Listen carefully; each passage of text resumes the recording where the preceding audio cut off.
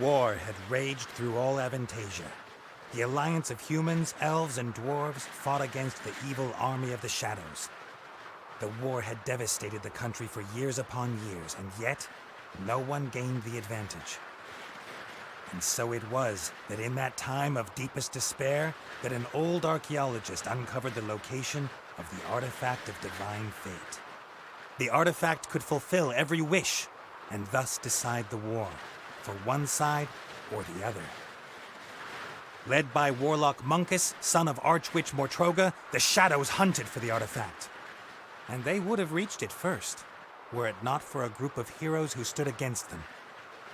Wilbur, the young gnome who was the first of his clan to become a mage.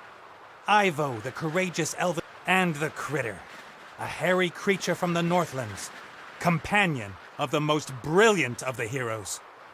Nate Bonnet, who was supposed to spend the rest of his life at the side of an elven princess, who deserved a kingdom and all the riches in the world, who should stop wasting time talking about himself in the third person. Ah!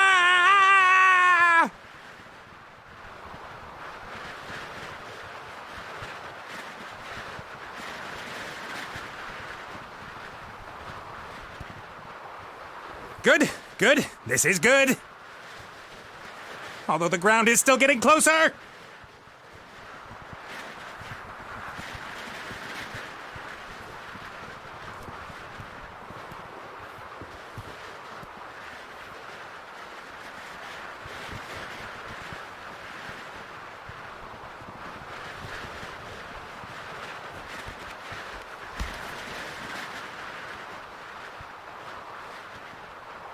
Part of the jetty.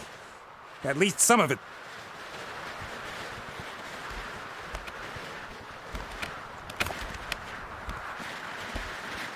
If I'm lucky, this will go all the way up to the island. But somehow I really doubt it will.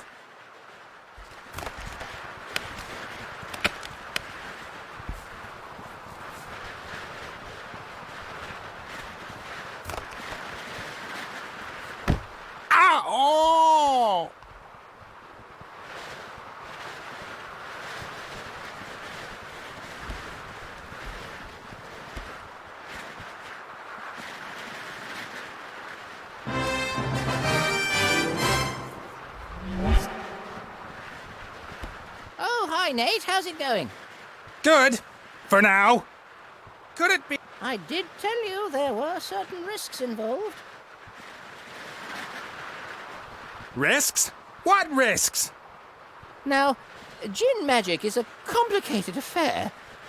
It's difficult to get the dose right, and when one hasn't done magic for a while, things can go a little bit wrong. Like you killing me, for example? Not intentionally.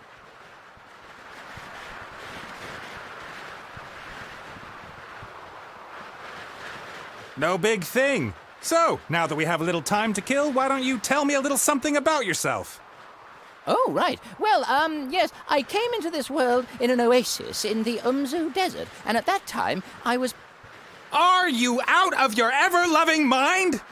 Definitely not the time to reminisce. Then why did you ask? I could use some help here, Benny. Well, you did see what happened last time I cast a spell.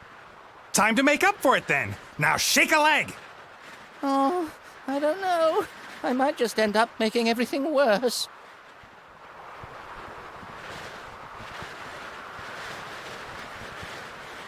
Excuse me, I'm sorry for the disturbance. Don't know what came over me. I'll be fine on my own. Oh, really? No, Benny, not really. Not even close. Ah, humor. Funny. Can't you just stop time?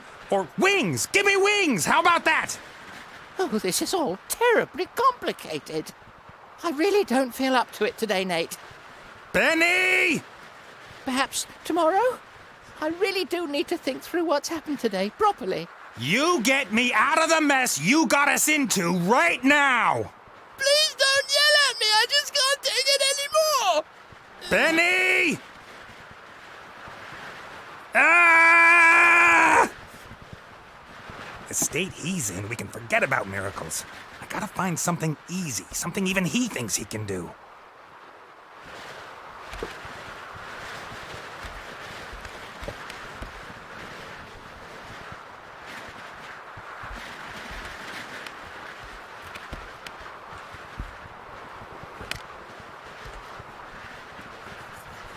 A flying carpet! Is that too much to ask? I'm not talking to you. Why, you... I'm sorry I criticized your work, Benny. And? And that I shook your lamp. And everything else. You meant well. Well, all right then. I forgive you. What can I do for you? Carpet! A flying carpet. Shouldn't be too hard. Should I really dare? Am I really up to it?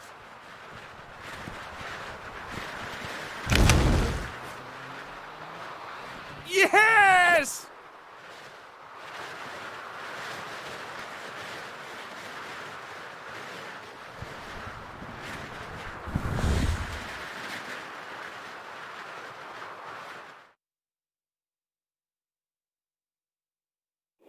What the heck? What happened here? No!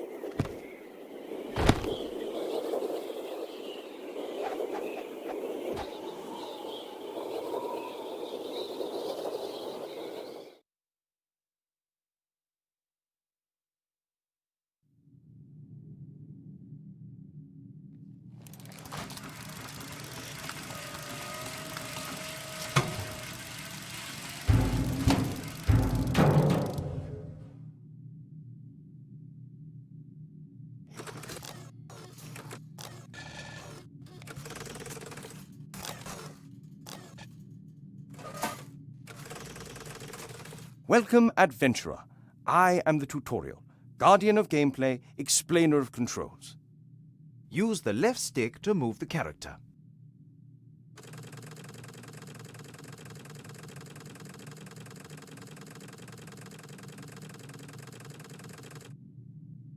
Well done.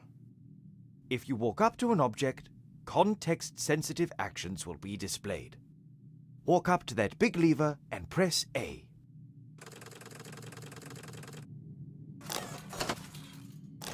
The robot has used the lever, as this seemed logical to him. Now press B so that the robot looks at the lever rather than uses it. Excellent. The robot thinks the lever is working. But if that's so, then where is the problem? That hatch over there, walk up to it and press A.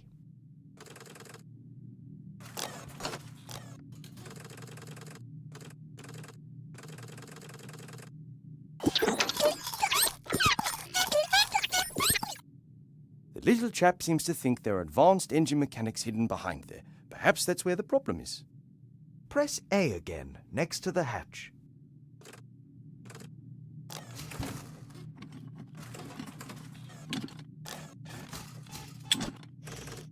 The first time you press A will allow you to look, the second to use. Why? Because after a player character has looked at something, the most logical thing to do next is use it. It's quite simple. Press B when you want to look at something. Press A in order to do whatever that character thinks is the next most sensible move. Is the machine working again? Walk up to the lever and press A.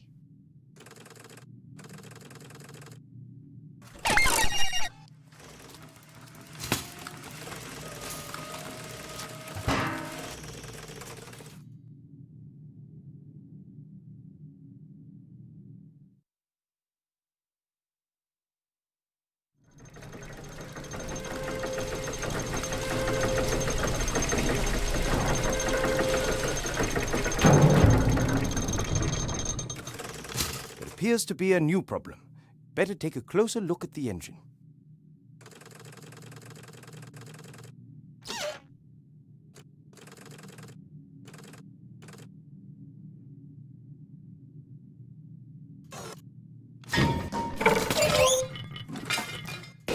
Oops. That wasn't very helpful.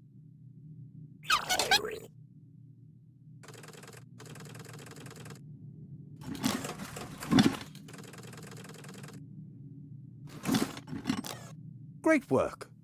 Items you pick up will go into your inventory. You open and close your inventory by pressing Y. To use an inventory item, select it with A, and then select the object that you want it to be used with. Use one of the gears in your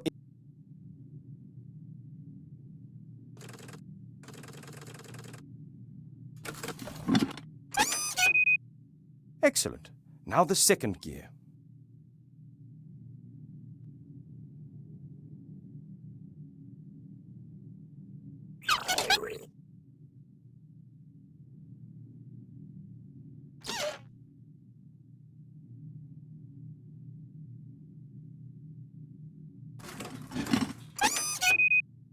Perfect. You'd better oil the engine before you switch the machine back on again.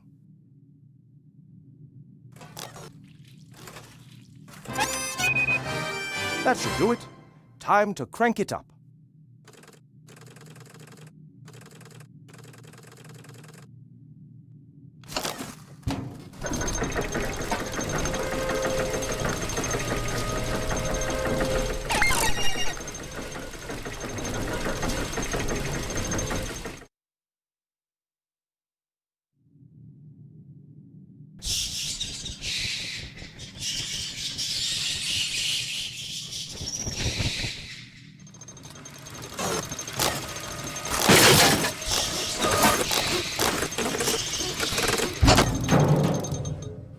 You can examine objects in the inventory in more detail.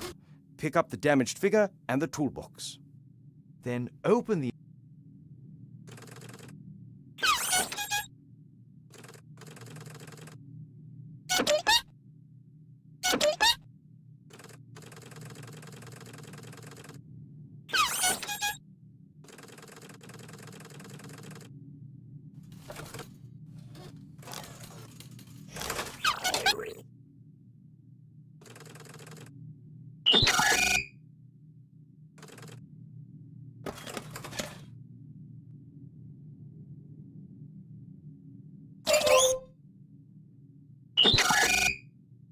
Great.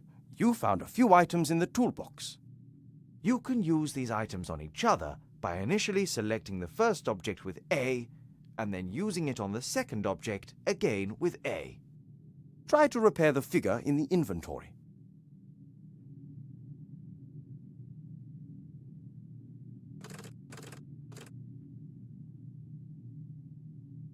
Well done.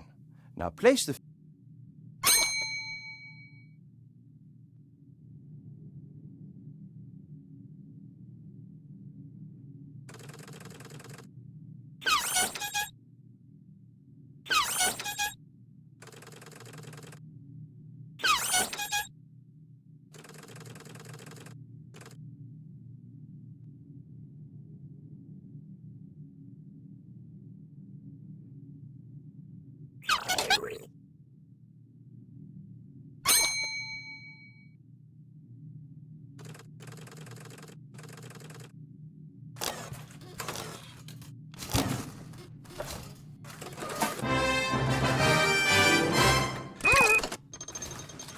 Excellent.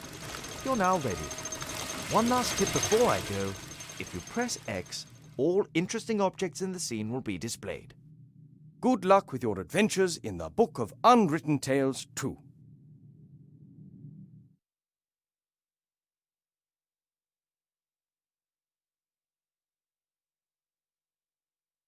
I'm worried about you. Oh, Mother. What's wrong with you? Everything's fine.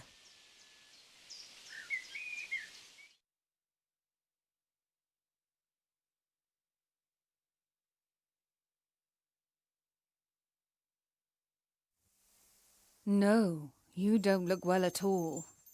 Positively rotund. It is unseemly for an elf princess to cope with her frustrations by comfort eating. If you carry on like this, you won't fit into your wedding dress. I don't have any intentions of marrying any time soon. Oh, darling, we've been through that already. Prince Lalilos is going to be arriving next week. You will like him. He's charming and...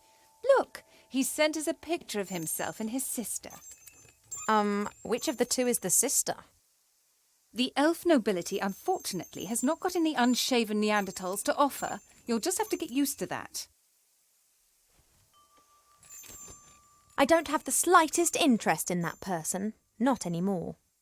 You are at the heart of the elf kingdom, in the castle of your family where you belong. No one here should be sad, tired, or fat.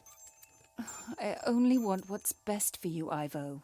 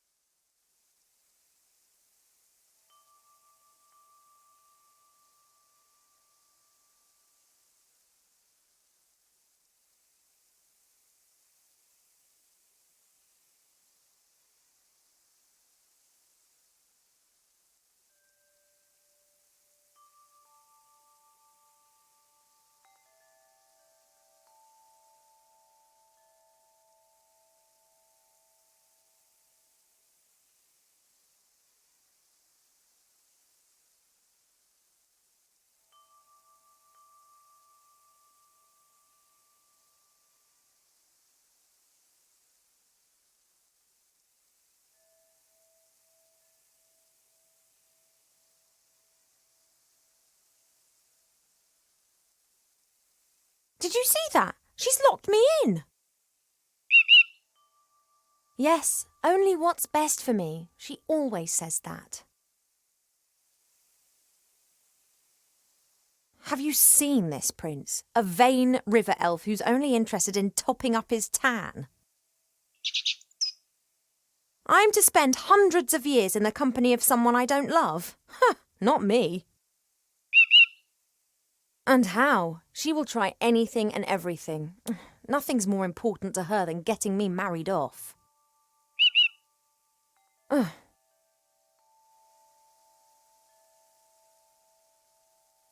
When I was out there with the humans, it was the first time that I had the feeling I could determine my own destiny. Yes, it was dangerous. Doesn't that go with the territory? A life without risk, that is so... Oh, you don't understand. If I could, I would go right now. You want to stop me? Just like last time.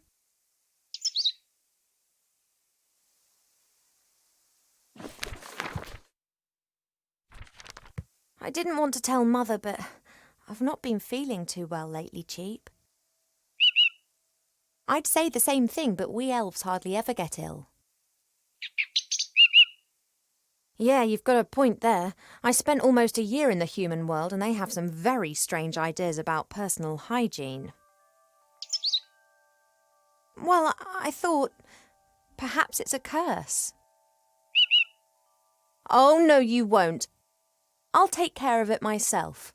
Mother would make a state occasion out of it. I don't know either, but I'm sure there's a medical book down in the library. No, rest is not what I need just now. I'll go down to the library and look up what's wrong with me, completely alone, just like a grown-up elf. I'm not going to be stopped, neither by locked doors nor by you.